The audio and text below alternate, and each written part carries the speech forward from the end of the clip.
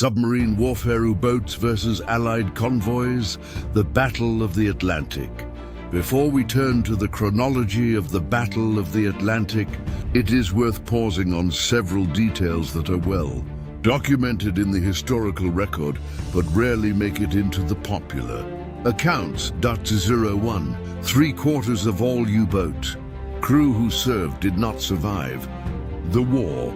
The Naval History and Heritage Command reports that of Germany's approximately 40,000-man submarine force, 783 U-boats were lost and approximately 30,000 sailors killed, leaving a survival rate, as the Royal Naval Association calculates it, of little more than 1 in 4.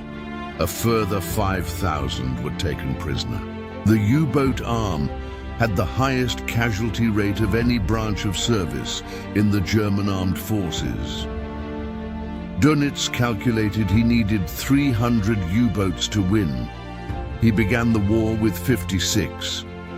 Before the war, Vice Admiral Karl Dönitz submitted a memorandum to Grand Admiral Erich Raeder, arguing that 300 Type 7 Atlantic boats operating as wolf packs could bring Britain to her knees by strangling her supply lines. He began the war with 56 submarines total, fewer than half capable of sustained Atlantic operations. This fundamental numerical deficit, documented in his own post-war memoirs and in Blair's comprehensive 2-volume scholarly account, was a constraint that shaped every strategic decision the Germans made. Churchill later said the U-boats frightened him more than the Blitz.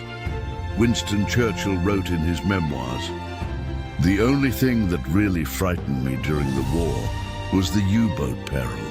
I was even more anxious about this battle than I had been about the glorious air fight called the Battle of Britain."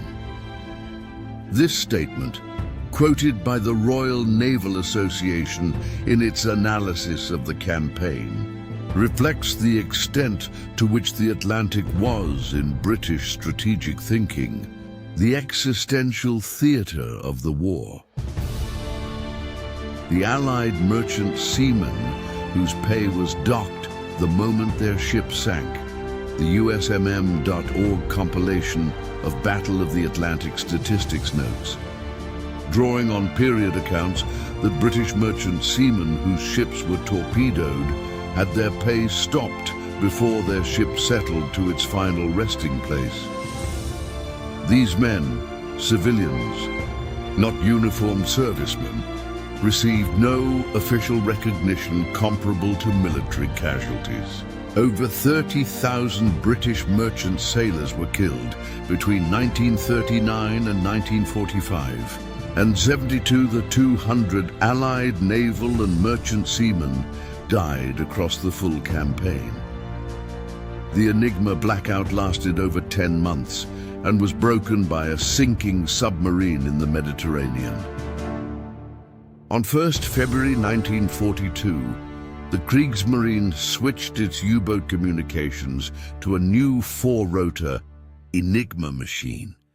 Designated Triton, codenamed Shark by Bletchley Park. This rendered existing British code-breaking equipment useless. For the next 10 months, Bletchley Park was blind to U-boat movements. The breakthrough came on 30th October 1942, when 3 men from HMS Petard boarded the sinking U-559 in the Mediterranean and retrieved the short signal book and the short weather cipher. 2 of the 3, Lieutenant Anthony Fasson and able seaman Colin Grazier, drowned when the submarine foundered before they could escape. The 16-year-old canteen assistant Tommy Brown, who had lied about his age to join up, survived. Bletchley Park broke Shark on 30th of December 1942-06. The Germans were also reading Allied codes for months. The codenames.info analysis, drawing on period sources, documents that German B-Dienst codebreakers had broken British naval cipher number 3. which was used for convoy communications. The Deputy Staff Signals Officer at Western Approaches Command, Captain R. Dreyer, stated directly that some of their most successful U-boat pack attacks on our convoys were based on information obtained by breaking our ciphers. The British Admiralty was informed of this breach in August 1942, but did not change the codes until June 1943. A 10-month delay during which the Germans continued to read Allied Convoy Routing 7. The Milch tanker submarines extended U-boat patrols dramatically. Germany built 14 Type PT-10 submarine tankers, designated Milch cows, Milch coup, specifically to refuel and resupply operational U-boats at sea.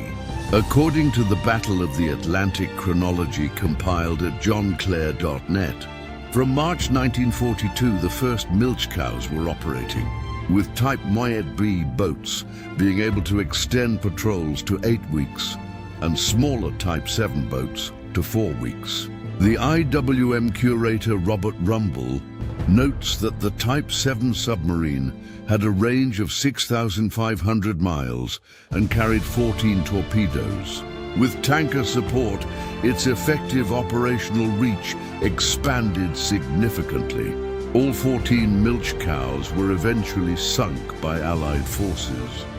The second happy time off the American coast was worse than the first. When Germany declared war on the United States on 11th December 1941, the U.S. East Coast was entirely undefended for convoy escort purposes. British intelligence, through Roger Wynn's London Submarine Tracking Room, warned American commanders of the coming U-boat offensive. The warnings were ignored. During Operation Paukenschlag, Drumbeat, from January to August 1942, Axis submarines sank 609 ships totaling 3.1 million tons for the loss of only 22 U-boats. This represented approximately 1/4 of all shipping sunk by U-boats during the entire war. Historian Michael Gannon called it America's second Pearl Harbor. American coastal cities did not impose blackouts. Ships were silhouetted against their lights.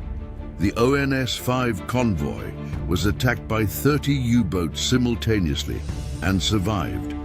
The Convoy ONS-5, 43 merchantmen escorted by 16 warships, was the pivot of the entire battle. In late April and early May 1943, a wolf pack of 30 U-boats attacked it. 13 merchant ships were sunk, but 6 U-boats were destroyed by the escorts and Allied aircraft. Despite a storm that scattered the convoy, the merchantmen reached land-based air cover and Dönitz called off the attack. 2 weeks later, Convoy SC-130 saw at least 3 U-boats destroyed for no merchant losses. These 2 convoy battles are documented in the Wikipedia article on the Battle of the Atlantic as the events that directly caused Dönitz to withdraw his U-boats from the north. Atlantic on 24 May 1943-10.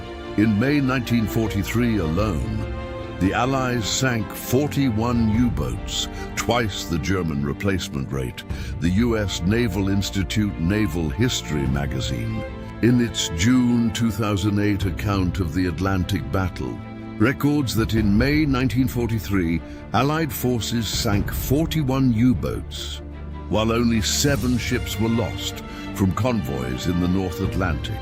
The NHHCH Graham analysis confirms that Dönitz admitted the German replacement rate could not sustain losses at this level. The Bell Island data, citing Gordon Smith 1989, shows that German U-boat losses peaked at 37 per month in May 1943, against a background of 1 per month in January 1942. Britain in 1939 was one of the most import-dependent nations on Earth. The country produced enough food to feed perhaps half its population. Its factories required raw materials: iron ore, oil, rubber, bauxite, cotton that came entirely from overseas. Its armed forces required ammunition, vehicles, and equipment that, even with domestic production at full stretch, required substantial supplementation from American and Commonwealth supply. The route across the North Atlantic was therefore not one of several options. It was the indispensable connection between Britain and the resources that allowed it to remain in the war. The Ibiisco research analysis of the campaign states it directly. 1/4 of American supplies received by the Soviet Union had to be shipped across the North Atlantic and the Arctic to reach Murmansk. The Atlantic was not just a British concern. It was the artery of the entire Allied war effort. Karl Dönitz understood this. As commander of the German U-boat arm from 1935, he had submitted memoranda to Grand Admiral Raeder arguing that submarine warfare against British commerce was Germany's most effective strategic option. The fall of France in June 1940 transformed the geography of the campaign. Germany now controlled the Atlantic coastline of Europe from Norway to the Spanish border, giving its U-boats direct access to the North Atlantic from bases at Lorient, Brest, and Saint-Nazaire, cutting thousands of miles from each patrol compared to operating from German North Sea ports.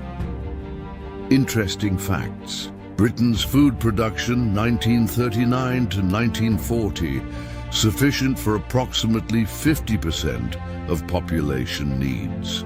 German U-boat bases on French coast from July 1940. Lorient, Brest, Saint-Nazaire, La Pallice, Bordeaux. Dönitz's required minimum to defeat Britain: 300 operational Type 7 U-boats, the Type 7 workhorse of the U-boot Waffe. The workhorse of the German submarine force was the Type 7, and specifically the Type 7C variant that equipped the great majority of operational U-boats by 1941. The IWM curator Robert Rumble describes it as carrying 14 compressed air or electric torpedoes and having an operational range of 6,500 miles. It displaced 769 tons on the surface. Approximately 700 Type 7 boats were built during the war, by far the most numerous submarine class in history to that point. The Royal Naval Association notes that of these, a substantial majority were lost. The Type 7's range was, however, a constraint. To reach convoy routes in the mid-Atlantic and return to base, Type 7 crews operated at the edge of their endurance. The introduction of Type 14 Milch cow tanker submarines from March 1942 allowed refueling at sea, extending patrols considerably, but at the cost of providing a new category of target for Allied forces, which eventually destroyed all 14 of them. The Type 9 long-range raider Germany also built approximately 200 Type 9 submarines, whose greater size gave them a range of over 15,000 miles. It was Type 9 boats that carried out Operation Drumbeat, the assault on American coastal shipping in early 1942. The RNA notes that the Type 9C variant could carry 22 torpedoes, allowing it to harry a convoy for multiple days. What the convoys faced Allied merchant ships sailing in convoy were escorted by a combination of destroyers, corvettes, sloops, and, later in the war, frigates. In the early years of the battle, the number of escort vessels was severely constrained. The slow convoy SC-7, attacked in October 1940, was escorted by 2 sloops and 2 corvettes when it lost 59% of its ships to a wolf pack. a figure documented in multiple sources. The equally disastrous Convoy HX-79, with a stronger escort of 2 destroyers, 4 corvettes, 3 trawlers and a minesweeper, lost a quarter of its ships without any U-boats being sunk, demonstrating that numbers of escorts were insufficient when tactics and equipment were inadequate. Interesting facts. Type 7C, 769 tons surfaced. 14 torpedoes, Chuck 6,500-mile range. Type 9, C, 15,000-plus mile range. 22 torpedoes, used in Operation Drumbeat. Type 14 Milch cows built. 14, all eventually sunk by Allied forces. SC-7, October 1940. Lost 59% of ships, 22 of approximately 34, to Wolfpack. HX-79 lost 25% of ships despite 11 escorts. No U-boats sunk. The first happy time, 1940 to early 1941. The period from July 1940, when German U-boats began operating from French Atlantic ports, to approximately the end of 1940, became known to U-boat crews as Die glückliche Zeit, the happy time. The fall of France had given them direct Atlantic access, and British anti-submarine methods were still inadequate. Dönitz had adopted the Rudel tactic, Wolfpack, as his primary doctrine, in which a patrol line of U-boats would spread across a convoy route. The first to sight the convoy would surface and radio the position to U-Boat Command, BDU, which would vector additional boats onto the convoy for a mass night attack. The Convoy SC-7, attacked on 16 to 17 October 1940, illustrated both the potential and the brutality of the tactic. The U.S. Naval Institute account describes what followed as something akin to a shark-feeding frenzy. Even the Germans had trouble figuring out who did what as 5 U-boats roamed through the convoy at will. 22 ships were lost, the highest loss rate for any North Atlantic convoy during the war. The second happy time, Operation Paukenschlag, 1942. When Germany declared war on the United States on 11 December 1941, Dönitz acted immediately. Operation Paukenschlag, Drumbeat, dispatched 5 Type 9 long-range U-boats to the American East Coast. They arrived in January 1942. What they found was remarkable. Coastal shipping proceeding without escort, lighthouses operating normally, and coastal cities entirely unblacked out, their lights silhouetting merchant vessels against the shoreline. Reinhard Hardigan, commander of U-123, recorded in his ship's log that when he surfaced on a Friday night off Jacksonville, Florida, he and his crew could hear music playing and people at the Jacksonville pier. The contrast with the blacked-out, submarine-patrolled waters of the British Isles was total. British intelligence, through Roger Wynn's London submarine tracking room, had warned American commanders in detail. The warnings were ignored. Admiral Andrews, responsible for coastal defense from Maine to North Carolina, had been informed on 12th January that 3 to 4 U-boats were about to commence operations. He refused to institute a convoy system on the grounds that it would only provide the U-boats with more targets. The precise opposite of what 2 years of British experience in the Atlantic had demonstrated. The second happy time lasted until approximately August 1942. During it, Axis submarines sank 609 ships totaling 3.1 million tons at the cost of only 22 U-boats. Interesting facts. Operation Drumbeat First Wave. Type 9's departed Lorient, December 1941. First U-boat attack on U.S. coast, U-123 sinks tanker Nornis, fought in January 1942. Total second happy time losses, 609 ships, 3.1 million tons, 22 U-boats lost. This represented approximately 25% of all Allied shipping sunk by U-boats in the entire war. First U.S. Navy sinking of a U-boat in American waters, USS Roper sinks U-85. 14th of April 1942. The Battle of the Atlantic was fought simultaneously on the surface, beneath the water and in the mind, in the intelligence battle that determined whether convoy routes could be predicted, evaded or converged upon. Understanding this dimension requires following a sequence of events that the NSA's own official historical account of the Enigma code-breaking program describes in detail. How Enigma worked in the Atlantic. The German Navy's Enigma communications network allowed Dönitz to direct his wolf packs with a precision that was unprecedented in submarine warfare. When a U-boat sighted a convoy, it transmitted a short signal to BDU in Germany. BDU would then radio the convoy's position and bearing to all U-boats in the area, ordering them to converge. This flood of radio traffic was both the strength and the vulnerability of the Wolfpack system.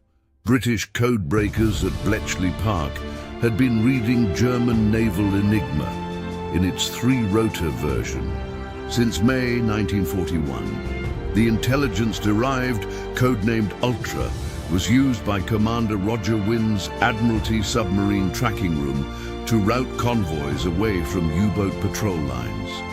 Between mid-1941 and the end of January 1942, Bletchley's access to U-boat communications gave Allied planners a significant advantage. The 4-rotor Blackout, February 1942 on 1st February 1942. The Kriegsmarine introduced the 4-rotor Enigma M4, using a new cipher network designated Triton.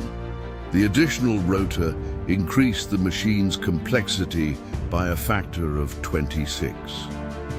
The existing 3-rotor bombs at Bletchley Park could not crack it. The U-boat.net technical analysis of the breaking of naval Enigma states that a 3-rotor setting could be retrieved in under 24 hours, but the 4-rotor key took more than 20 days to crack. Since the key settings changed daily, 20 days was operationally useless. Bletchley Park was blind. For the next 10 months, almost exactly the period of the Second Happy Time and its aftermath, Allied route planners had no knowledge of U-boat positions from Enigma. Losses surged. The NSA's official history notes that it was also at this period that Kriegsmarine B-Dienst was reading Allied naval cipher number 3, meaning the Germans could route their U-boats toward convoys, while the British could not route convoys away from U-boats, U-5559, and the return of Shark. 30th October 1942. The break came through physical seizure of material. On 30th October 1942, U-559 was attacked and depth-charged by the destroyer HMS Petard in the eastern Mediterranean. The crew abandoned ship, believing their scuttling measures would sink the submarine. 3 men from Petard, Lieutenant Anthony Fasson, able seaman Colin Grazier, and 16-year-old canteen assistant Tommy Brown boarded the sinking vessel and retrieved the short signal book and the short weather cipher from the radio room. The material was passed out of the submarine as it was foundering. Fasson and Grazier went back for a second haul. The submarine sank rapidly. They did not escape. Brown survived. The Royal Naval Museum's information sheet on the Enigma machine records that the Codebreakers at Bletchley Park broke Shark on 13th of December 1942. And within an hour of the announcement, the first intercept revealed the position of 15 U-boats in the Atlantic, the U-boat net. Technical account states that intelligence from Shark may have saved between 500,000 and 750,000 tons of shipping in December 1942 and January 1943 alone. Vasson and Grazier each received the George Cross. Brown, the George Medal.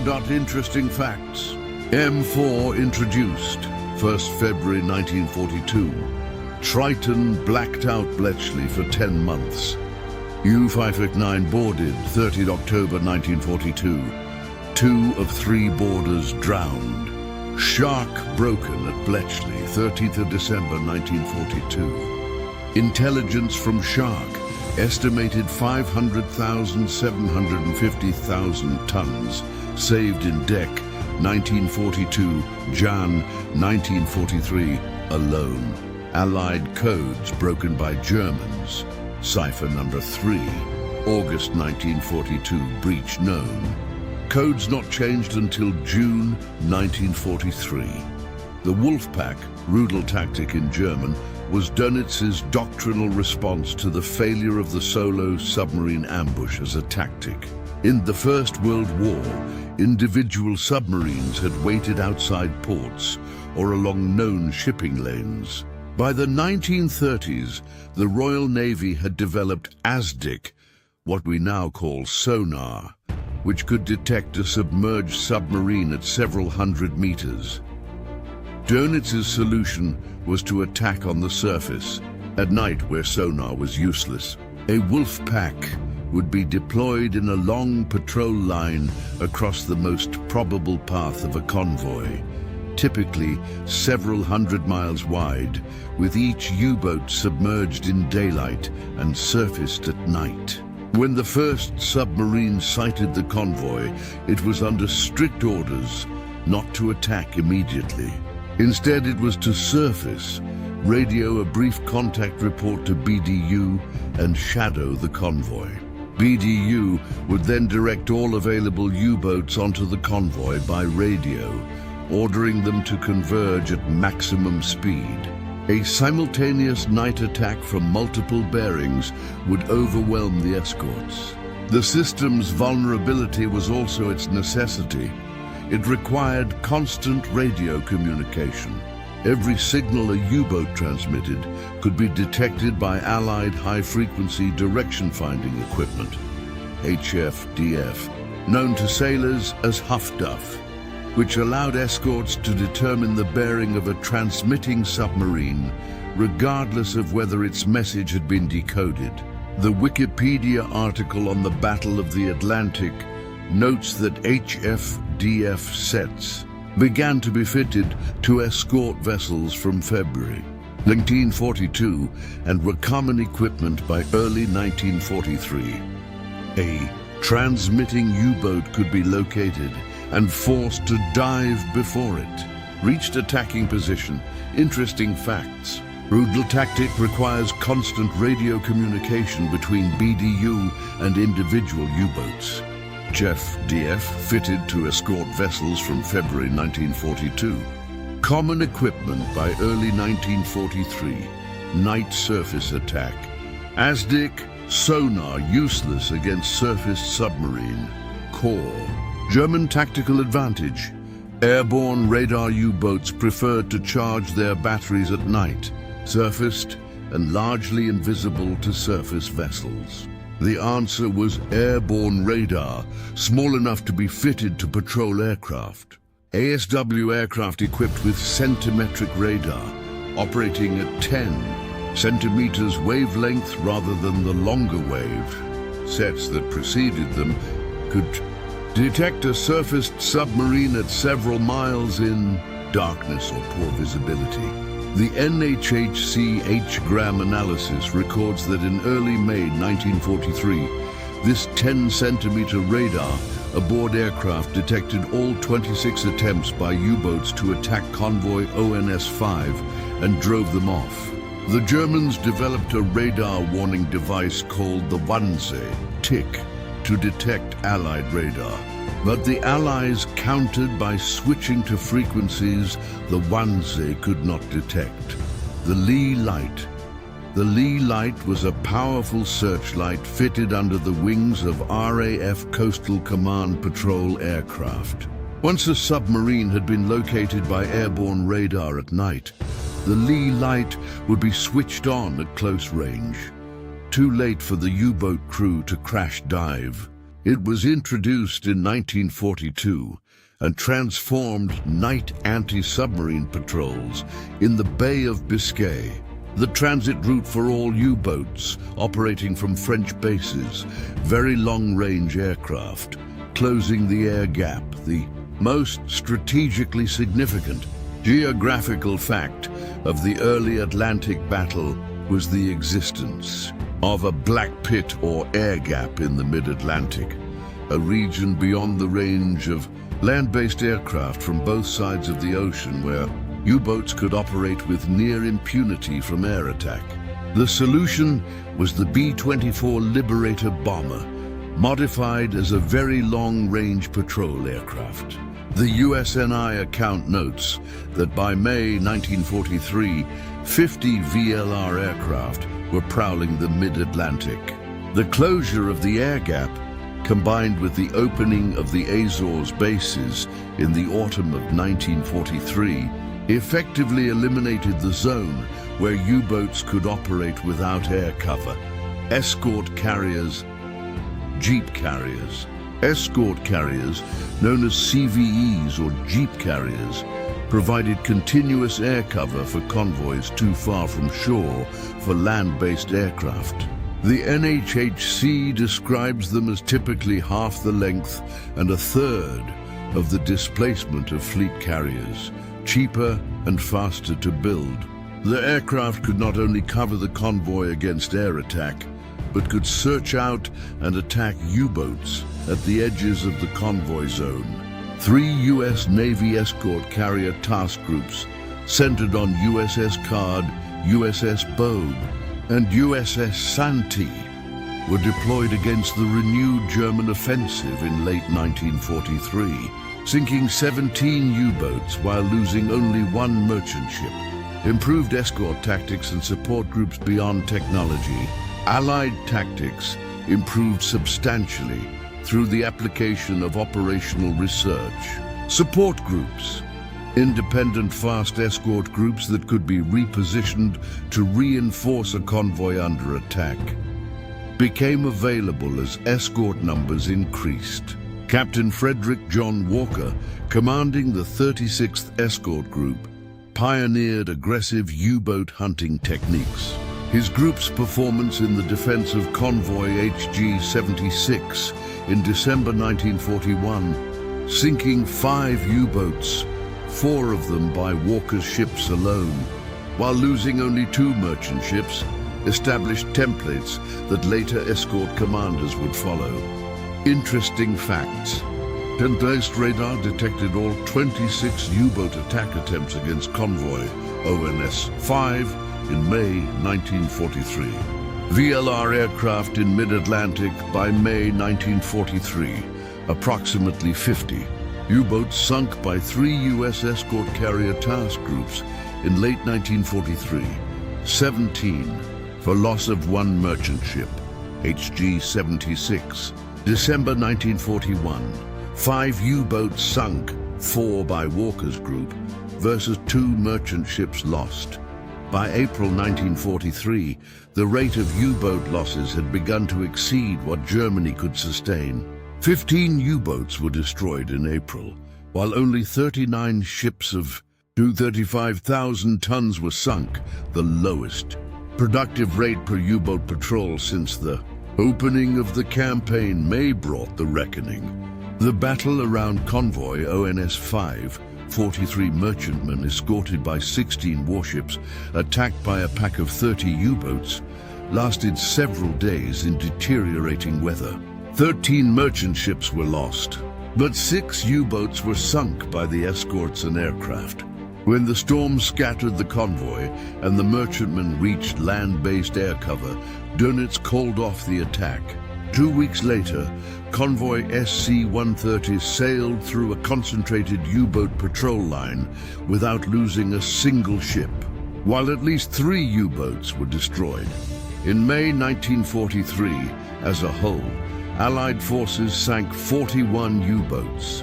The USNI Naval History magazine account states that only 7 ships were lost from North Atlantic convoys that month. The German submarine force was losing boats at more than twice the rate at which they could be replaced. On 24 May 1943, Dönitz ordered all U-boats out of the North Atlantic. We had lost the Battle of the Atlantic. Grand Admiral Karl Dönitz, on calling off North Atlantic operations 24 May 1943. The NHHC H. Graham analysis is careful to note that no single factor was responsible. There were many factors that caused the sudden turn of fortune in the Allies' favor during May 1943, and to say that any one of them was the decisive factor would not be accurate. The convergence of airborne microwave radar, VLR aircraft closing the air gap, escort carriers, improved escort tactics, decrypted Enigma traffic, operational research, and sheer numerical superiority in material had combined simultaneously. Interesting facts. April 1943. 15 U-boats lost. 39 ships of 235,000 tons sunk. May 1943. Black May. 41 U-boats sunk. 7 convoy ships lost in North Atlantic. ONS-5. 13 merchant ships sunk. 6 U-boats destroyed from 30 boat pack. Dönitz withdraws from North Atlantic. 24 May 1943. The Battle of the Atlantic was the longest continuous military campaign of the Second World War, running from 3rd September 1939, when U-30 sank the passenger liner Athenia on the day war was, declared on to the German surrender in May 1945. The scale of losses on both sides was staggering. The Naval History and Heritage Command records that between 1939 and 1945, Allied forces lost 3,500 merchant ships, totaling 14.5 million gross tons, and 175 Allied warships.